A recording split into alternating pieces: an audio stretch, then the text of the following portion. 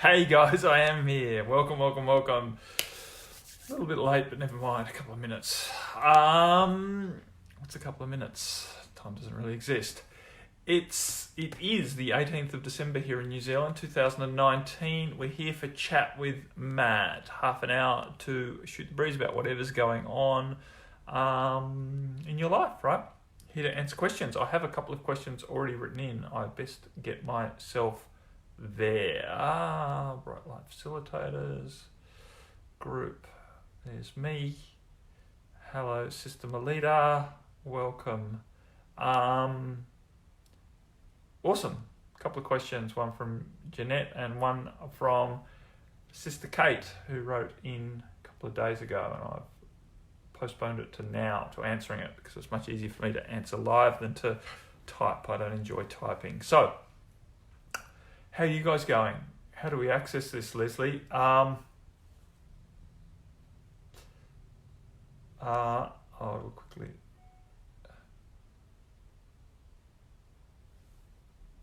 How do I reply to that? Just refresh your page. It should be there. Just refresh your page, and we should be live in this group. Hopefully that answered that. I'm not very good at being the secretary. I need an assistant to do stuff like that. Anywho's. Hopefully you're here, Leslie, and we'll get here soon.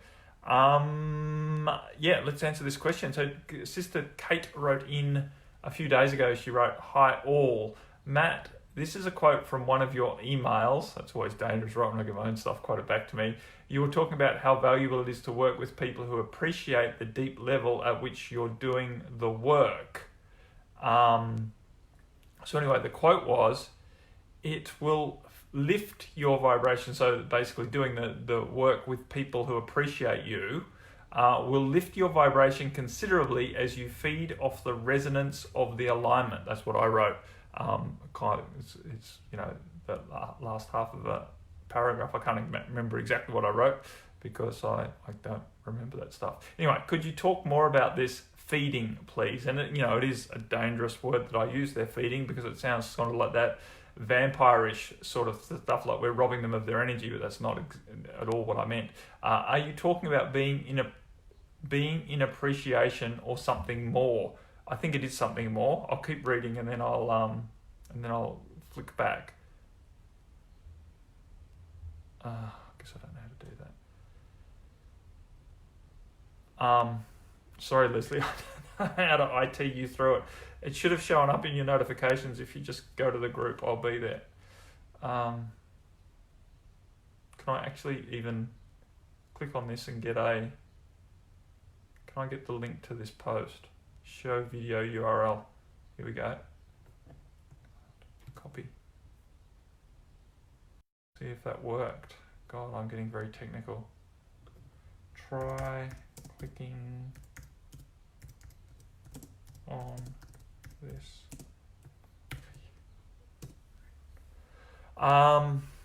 See if that works. So I've wondered about it and have a glimmer or a glimpse from guidance, but that was asking for gaining energy from our future selves. Mine and my mentors in that case. I'm wondering if this is connected. Side note, I don't think I'm doing it right. And I remember writing back to you saying, you can't be doing it wrong, so don't panic, right? There's nothing about doing it right. Anyway, I'll go back to what I've said here. Basically working with people who are aligned with you, right? What I call bright light clients, right?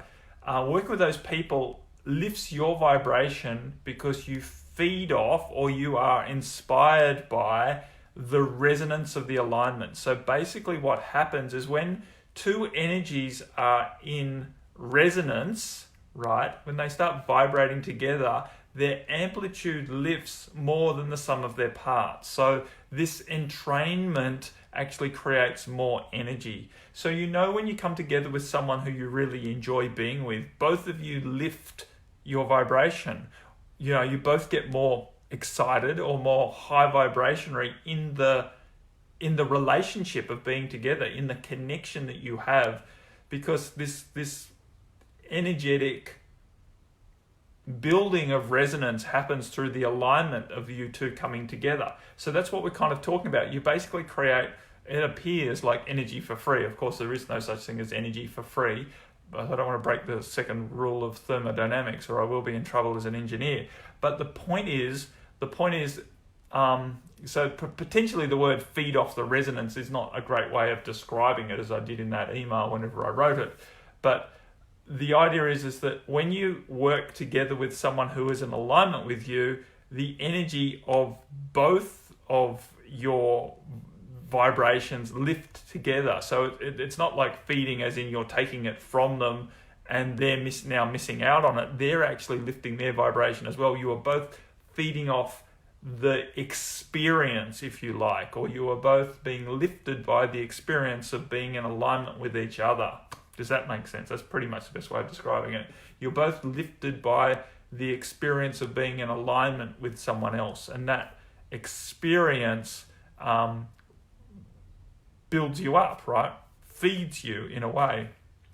You're fed by the enjoyment of working with the person. You're not fed by the person. You don't take anything from the person, but you are basically uplifted by the experience of being in alignment with someone, having someone mirror back to you very well your good intentions of serving them, right? Because as you serve someone who's in alignment with you, they tend to take it on board very well, implement it very well, and thus get great results and are appreciative. So yeah, you asked about, is it about being in appreciation? Definitely appreciation is part of it, and appreciation does feed us, right? When we're appreciated, we tend to dig deeper into our own confidence and thus step into it, right? We be it, we express it when we're appreciated much more. That confidence lifts, and we really embrace ourselves and pump it out to the world. So I don't know if I'm getting my no, it doesn't look like there are any comments thus far. So please, if you're watching, you're very welcome to add into this discussion or ask a question that is completely off topic. I can bounce around here. I'm here to serve you. So hopefully that helps you, Kate, in understanding. Hey, well done, Leslie did make it. Awesome that worked. So did that link actually work to get you over here, Leslie? Because I wasn't sure about that. Something I've never done before. Anywho's, Sister Teresa is here as well as Sister Leslie and Sister Shelley and some others who Melita was here. We'll see. Anywho, I'm open to questions. So hopefully that helped for Kate with this idea of working with people who are in resonance with or in alignment with us. The resonance builds, and then we basically all get to benefit from it. Hopefully that helps with the word feed that I used. Anyway, Sister Jeanette has also written in, and no doubt, well, potentially she's asleep now because she's in France and it's like 11 p.m. in France? Maybe, something like that. Anyway, how to get out of the spiral of lack, finances especially. Just when I'm out of the trees, some random bills, e.g. car repairs, come in and wipe me out. I'm aware that worrying is bringing further money woes to me, but it's hard not to at times. Yeah. And, as you correctly pointed out right at the start, it is a spiral, because when we start worrying about our finances, we contract around the issue, and basically when your hand contracts, you squeeze the money out through your fingers, right? We need to be relaxed, have open hands to receive the abundance that is available to us. So first and foremost, right, to get out of, to answer the question in the simplest word, how to get out of the lack spiral or the spiral of lack, it's to relax. And yes, it's true that is very not easy. if that's a way of describing it. I know that's the incorrect grammar, but it's very not easy. It's not very easy. That's a better way of describing it, to relax when we have money issues and we're concerned about our survival or our thrival, or meeting our obligations financially. But to embrace abundance consciousness, which is the opposite of lack mentality. Hey, Brother Phil, to embrace abundance consciousness, we have to relax into maintaining it, right? We have to relax into consistently choosing an abundance mindset or consciousness.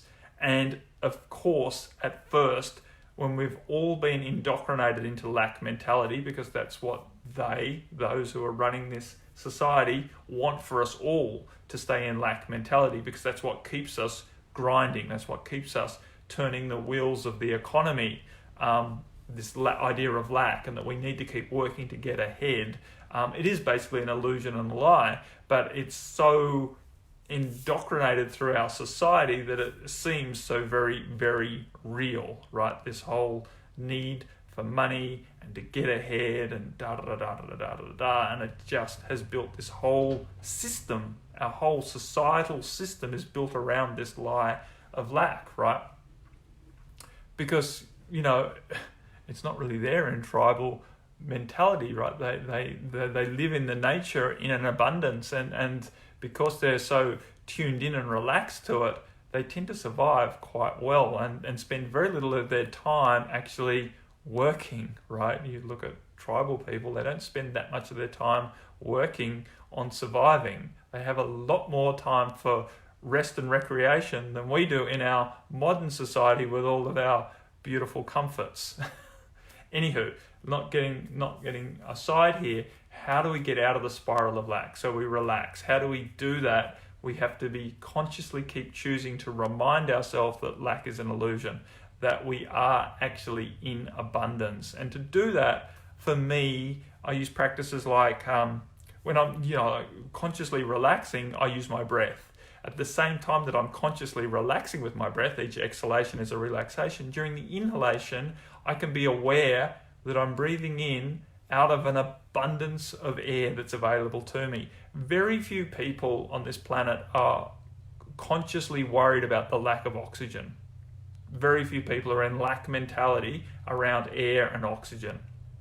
Most of us feel, at least intellectually, that we can breathe as much as we want, and we're not being greedy, or we're not robbing anyone, or we don't need to hoard air up because of the fear of lack of it, right? So air is a great one for most of us to remind us that we do actually live in abundance. It's there, right? It's there. So every time we breathe in, we're just taking what we need from the abundance of what is present. We don't need to hoard it. We don't need to control it. We don't need to try and protect it or safeguard it or have any security around our air. Most of us feel free just to breathe when we need to and breathe as much as we wish to without any connotation that there's a lack involved here. So when we consciously choose to remind ourselves that that is the situation with air, and it's also the situation with energy, right? Same. As we breathe in, we choose to bring in the energy from the abundance of energetics that are around us, the conscious energy, the source energy, right? We all understand on some level that source is infinite, and we can breathe in or allow flow through us as much as we wish, source energy, right? And we can do that with our breath. So we can use oxygen or air as a catalyst to understand that we're doing this with energy as well. We're breathing in and we're allowing it to flow through us and out of us, right? And as we breathe out, we're letting it go and it flows through us. Definitely, Denise, definitely helps to remind us that we are infinite light and there is absolutely no lack. So, and that's what I'm working towards. So with the air story, we can then flip that around and remember that that is also happening with energy and light. And basically when we remember that everything physical is just a manifestation of that light, right? The money itself is a manifestation of light. Even the concept of the financial system with its dark agendas woven through it, is still all just source energy manifest. So when we remember that there is actually no lack of what has created everything, then we relax into the idea that there's really no lack, and we don't need to hoard or collect or anything, and we can just use what we need to use in the moment. When we trust that we are given what we need when we need it, then that is the situation that we start to experience. Unfortunately, many of us don't experience that because we don't believe that inherently, because we've been trained otherwise to believe that we have to work hard to get the money to buy things and eventually buy our happiness that way, right? And it just doesn't work. So choosing abundance consciousness mindset takes discipline at first. It takes consistent effort to remind ourselves, because the lack mentality that we all exist in is pervasive, right? It's intentionally been made that way to keep us stuck in that mentality so that we stay small and disempowered and working hard. There's nothing wrong with hard work, by the way, as long as we're doing it from a space of freedom and not from a space of enslavement or entrapment or lack mentality. So, other way, so once we realize that we basically exist in this expansive energy of source, and we have an abundance available to us of energy, and we start to choose to freely allow ourselves to partake in the exchange of that energy without needing to hoard it at all, and we relax with that concept and trust that that will snowball into how we deal with finances and money, we can also use other tools available to us. One, a very powerful tool, is gratitude, reminding ourselves to be grateful, to appreciate what we do have. What we appreciate appreciates. In other words, it grows. So when we put our attention on what we're enjoying about our life, it grows. So when we appreciate the money that we do have, when we appreciate the abundance that we are experiencing, then abundance and money manifests more. It grows more into our life, right? So gratitude is very, very important. But again, it doesn't help to try and do it from a should or a get it right or a this is like bitter medicine, and if I take my bitter medicine, then I'm going to get better, right? You have to work into gratitude with gratitude. You have to relax into allowing it to be a natural experience. Now, that doesn't mean that just because at first you're feeling a little uncomfortable with gratitude that you're doing it wrong. I think many of us feel uncomfortable with gratitude at first because many of us don't actually feel very worthy of having what we have to start with, right? Which is, I'm going to work into this because this is another big reason why we get stuck in lack, is that we don't actually feel worthy to receive, or we don't even feel worthy to have and to experience and to enjoy what we have. And so that is at the foundation, the root of much of this. But the understanding is that as you work in from the edges, you're also going to work in to the center. And what needs to release around your not good enough will come to the surface to release as you choose to keep consistently embracing abundance consciousness, despite the fact that you don't feel worthy to yet have an abundance of money. You will trigger that process and you will naturally have to work through it. Being aware that that is going to happen is going to help you, right? But you don't need to go digging at first trying to find out or fix your lack of worth so that you can have the money, so then you can have the abundance, right? Choose the abundance now and trust that that's going to trigger the process of releasing your not good enough. It won't be comfortable. I'm not by no means saying that this is easy or comfortable, but it's not complicated or tricky. And you are all of you, including myself, capable of doing this. It just takes dedication, commitment, and consistent choice. The other big thing you can use, as well as gratitude, is charity, right? Even though you might not feel that you have enough for yourself right now, as you start being willing to give an appropriate amount, right? Not an amount that's going to put you into deeper levels of stress, but an appropriate amount. If you start giving an appropriate amount to various causes that you feel are important, that will also help, right? When you're willing to give something away, you are basically sending a signal out to the universe that you trust that you will get more of this back, that you don't need to hang on to this, that you are in enough abundance that you are willing to give. When you're willing to give, it sends a signal that you are in abundance, right? Because why would you give if you don't have enough?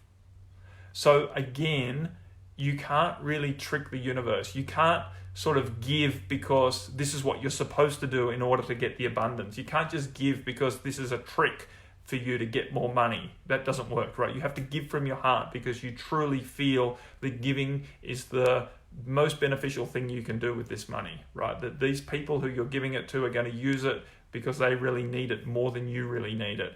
And in doing so, you develop a level of trust that you will be reimbursed in some way the money that you are giving, right? It all comes down to relaxing into trust, relaxing into the idea that you do live in abundance and that you don't need to hoard or hang on to or protect or fight for any resource. You don't need to. You don't need to, because we live in an abundant universe and you will be given everything that you need.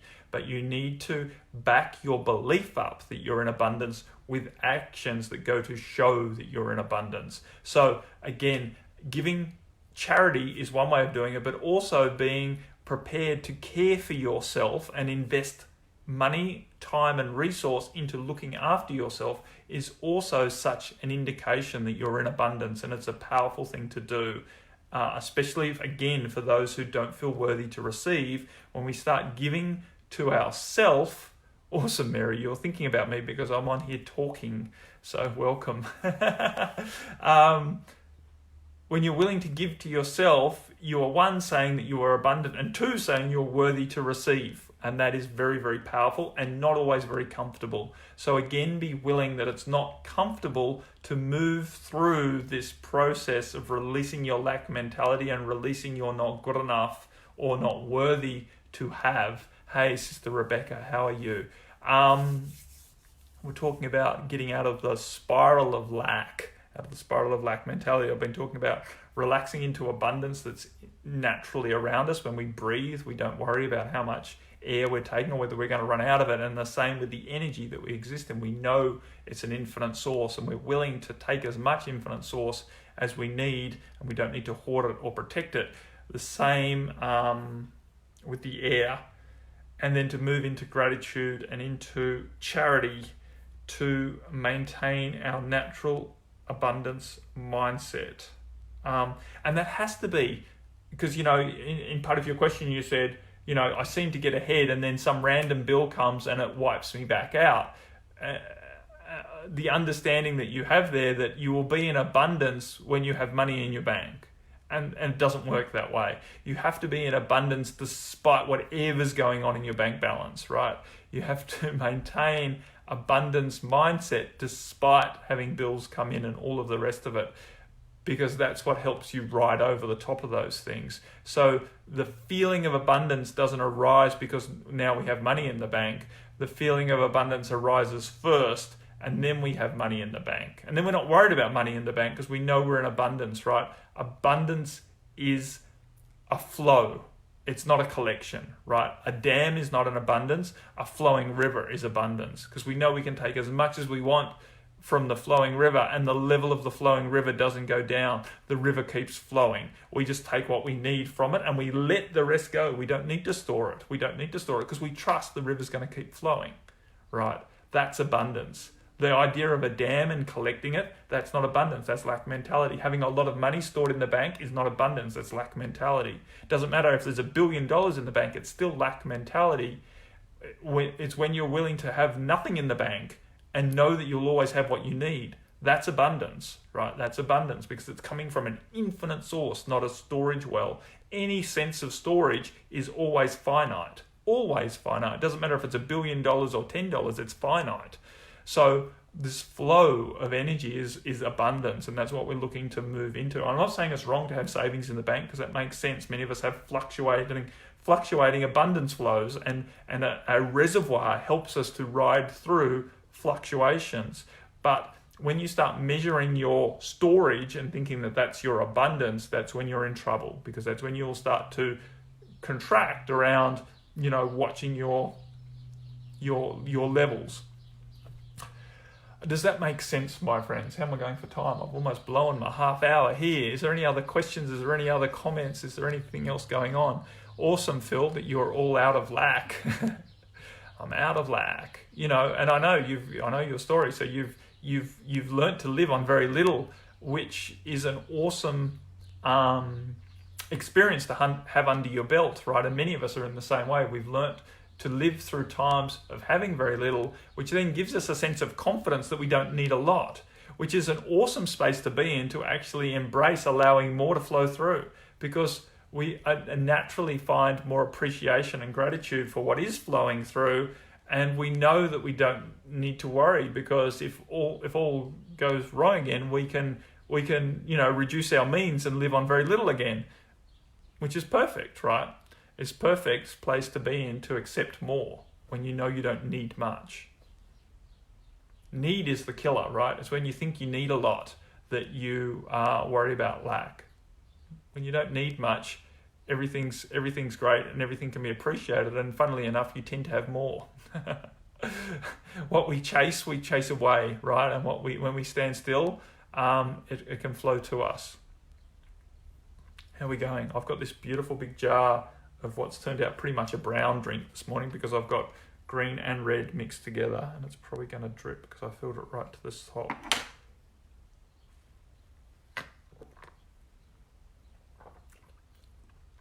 Yeah, and I kind of knew it was going to leave a bit of a mess on my face, but anyway, since I'm coming to the end of this, and this is sort of the first nutrition that's coming into my body today as we come up for 12 o'clock, and I've already taught a yoga class, so I'm hungry.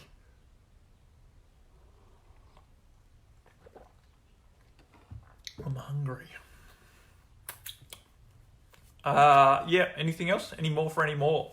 Here to serve for another couple of minutes. Or not. We can just end it up. We can just end it. So, I will intentionally get here next week. It's going to be... Oh, hang on. Is next Wednesday Christmas? I think it might be, right? Where's my calendar? Might not be doing a live stream on Christmas Day. It is. It's Christmas Day. So there'll be no chat with Matt on Christmas Day, I don't think. I know it'll be Christmas Eve for you peoples in the Americas. And the Europes, for that matter, even more so. Well, no, less so, whatever. But probably no chat with Matt next week. I'll have a week off, and I'll see you again the week after. It will always be happening in this group for as long as I can conceive. So, any advice about good exercise for nervous systems? Breathe. Best advice ever.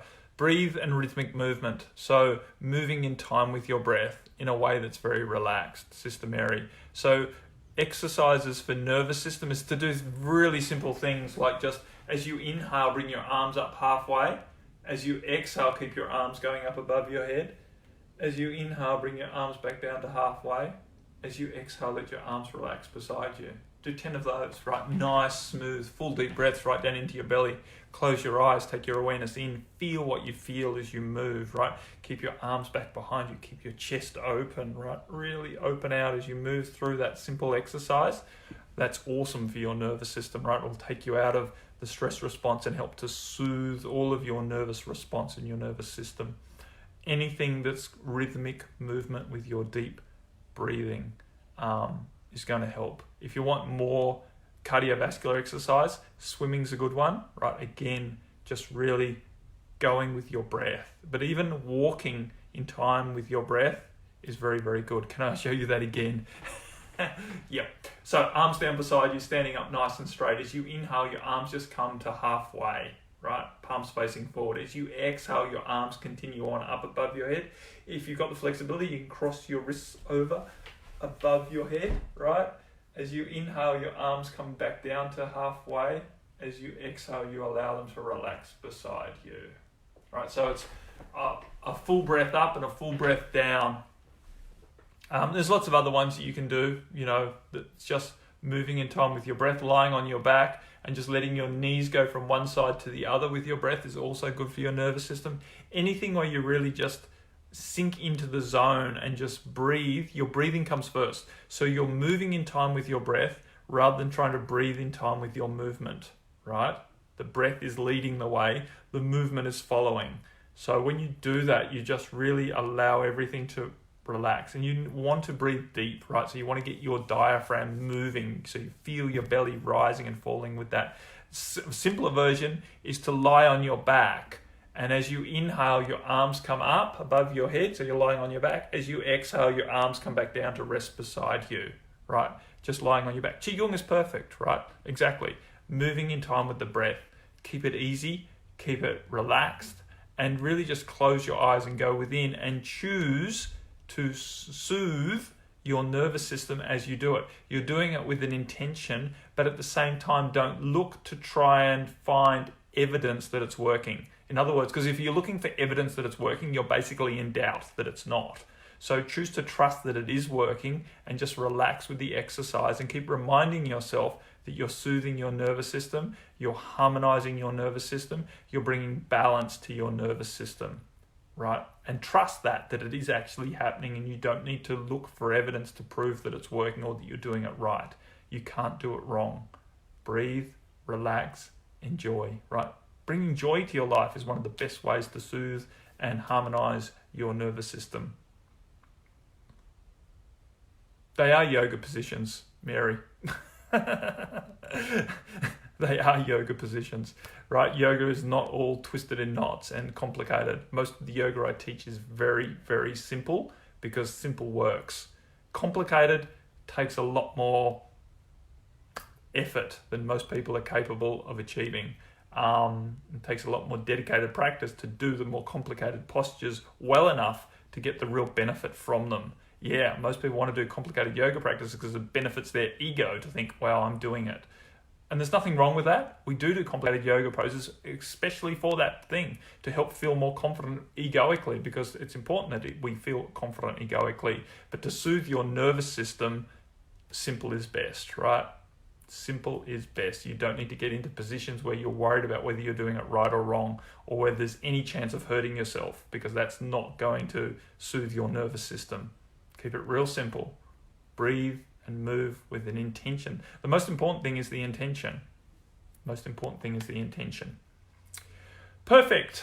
Great way to round it off. Great thing to do for Christmas. So, my friends, go well. Have a great Merry Christmas. A great Merry Christmas. A great Happy Christmas. Happy holidays. Whatever you practice, whatever serves you in your part of the world, in your culture, in your tradition, in your whatever. Enjoy the time.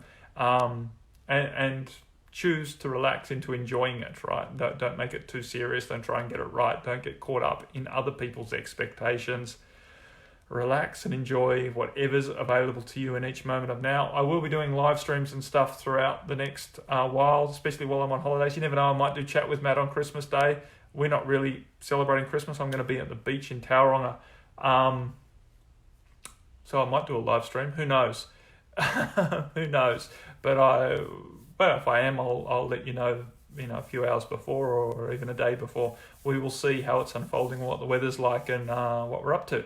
Much, much love to you all, though. Whatever you're choosing to do, be safe, be happy, and if you have any problems at all in your life, then reach out in this group, right? This group is here to serve you, not just me answering your questions, but there's 420 something of us in this group. Many of us are heart-centered facilitators of all differing abilities and types and ways. There is an immense amount of resource here that we're here to share as a community. That's what this group's for. It's to build a community of people who support each other in being the most expansive version of themselves as they facilitate bright light here on the planet, which doesn't mean you have to take clients for payment, right? It doesn't even mean you need clients. It just means you intentionally are a bright light. You're intentionally allowing the light that you are to shine out. You're not hoarding it. You're in abundance of your vibration and you're letting it radiate out to influence other people in positive ways. That's it. That's what a facilitator is. A facilitator doesn't do the changing, just creates the situation where change happens, right? And that is basically being yourself as yourself in your energy so that others can experience the upliftment of your energy in their field. It doesn't hurt you at all. It only benefits you. Coming back to answering Kate's question, that resonance of helping someone else actually feeds you both, lifts you both up as that alignment coming together builds a resonance that's greater than the sum of its parts. Awesome, my friends. Much love. As I said, reach out if you need anything. Bye for now. Bye-bye.